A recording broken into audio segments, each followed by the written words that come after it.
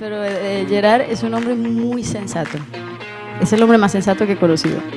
Y también es un hombre muy feliz y muy sano de aquí. O estoy muy enamorada o es así que nada. Oui, on sait, Shakira, Gérard est un homme merveilleux, doté d'un QI monstrueux. Mais est-ce vraiment le footballeur le plus intelligent? D'ailleurs, qui a le plus gros QI? Allez, enquêtons.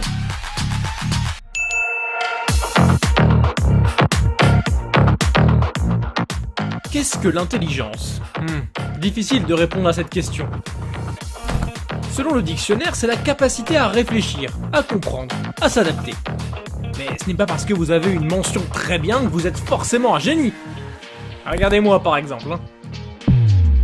Néanmoins, les footballeurs ne sont pas idiots. Selon une étude du Karolinska Institutet de Stockholm, il faut avoir des facultés intellectuelles supérieures pour devenir footballeur d'élite. Cette étude estime que seuls 5% des gens atteignent des meilleurs scores que les footballeurs en créativité, en mémoire de travail et en flexibilité. Et oui, le football a ses têtes. Gérard Piqué et Mathieu Flamini sont à la tête d'entreprises à forte valorisation. Piqué gère une société d'investissement, tandis que Flamini travaille à un substitut du pétrole. Et savoir gérer une entreprise, c'est une preuve d'intelligence. Mais sont-ils pour autant les plus intelligents? Passons à un autre indicateur, les diplômes.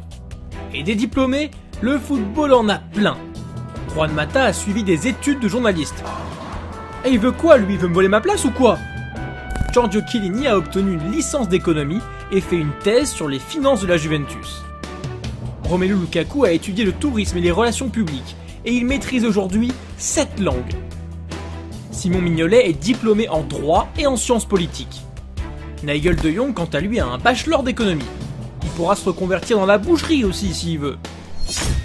Et que dire de Guglielmo Stendardo? Il a obtenu une licence en droit pendant sa carrière de joueur. Sérieux, vous avez déjà ouvert un bouquin de droit? Bon, les diplômes, ça fait pas tout.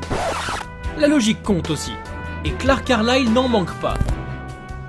En 2002, il a été élu footballeur le plus intelligent de Grande-Bretagne après avoir participé à un jeu télévisé de la BBC. En tout cas, si Pep Guardiola écrivait ce script avec nous, il aurait certainement ajouté un joueur. Philippe Lam. C'est l'un des joueurs les plus fantastiques que j'ai entraîné dans ma vie, et un des joueurs les plus intelligents du monde. Bon, nous on est un peu perdus avec tout ça. En fait, l'intelligence, c'est un peu tous les critères précédents mélangés. Ça risque donc d'être compliqué de trouver un vainqueur. Pas le choix, on va devoir se servir du test de QI. Piqué, souvent présenté comme le footballeur le plus intelligent, a un QI de 140. Mais ce n'est pas notre vainqueur. Pourquoi?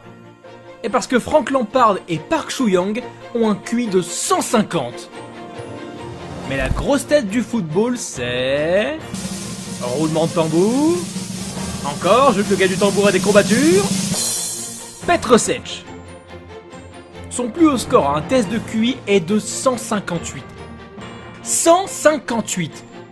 Wow. Albert Einstein lui-même avait un QI estimé à 160. Mais Cech ne s'en est jamais vanté. On m'a découvert ça par hasard à l'école à l'occasion d'un test. Je n'en tire aucune gloire.